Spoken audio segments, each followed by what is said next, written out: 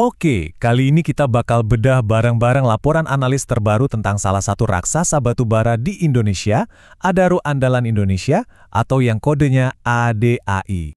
Betul banget, jadi ada firma investasi Indo Premier yang baru aja ngerilis pandangan yang jauh lebih optimis buat AED.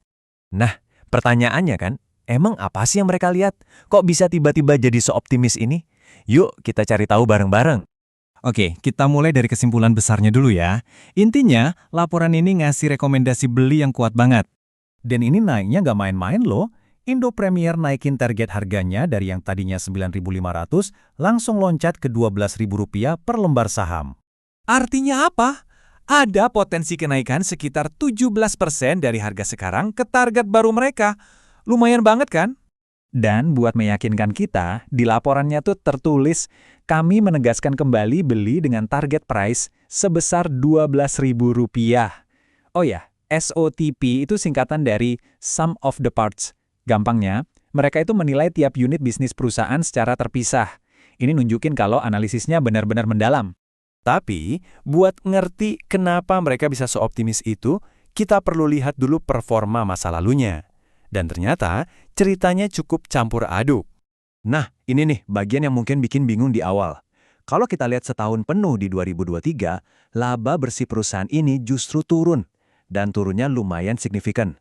Tepatnya turun 37% dibanding tahun sebelumnya. Angka yang gede banget kan? Sekilas, ini bisa bikin investor manapun jadi was-was. Tapi, dan ini poin kuncinya, penurunan ini tuh ternyata bukan hal yang mengejutkan. Angkanya udah sesuai sama perkiraan pasar. Jadi bisa dibilang, pasar udah siap-siap dan nggak kaget lagi. Nah, disinilah ceritanya mulai berbalik.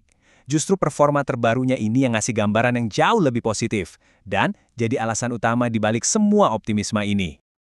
Jadi, balik lagi ke pertanyaan awal, kalau setahun penuh labanya turun drastis, kok bisa-bisanya rekomendasinya malah beli dengan begitu yakin? Jawabannya teman-teman, ada di kinerja 3 bulan terakhirnya, kuartal keempat. Disitulah semua kuncinya. Visual ini ngejelasin semuanya dengan pas. Di satu sisi, ya, ada penurunan 37% kalau dibandingin setahun sebelumnya. Tapi di sisi lain, lihat deh, ada pertumbuhan 9% cuma dari kuartal terakhir aja. Ini namanya momentum yang berbalik arah. Terus apa yang bikin bisa begitu? Ada 3 hal utama. Margin tunainya meroket 24%, volume penjualannya naik. Harga jual rata-ratanya juga ikut naik. Fundamental operasionalnya kuat banget. Oke, jadi kita udah tahu nih kuartal terakhirnya bagus banget.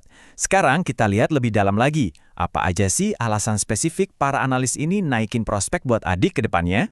Jadi ada 3 pilar utamanya nih. Pertama, prospek harga batu bara global yang kelihatannya bakal tetap kuat, salah satunya karena ketegangan geopolitik.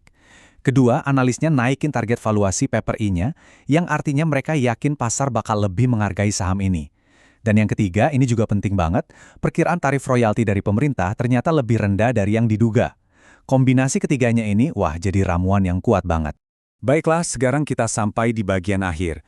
Kita bakal rangkum semuanya. Apa kesimpulannya, gimana soal dividen, dan yang nggak kalah penting, resikonya apa aja.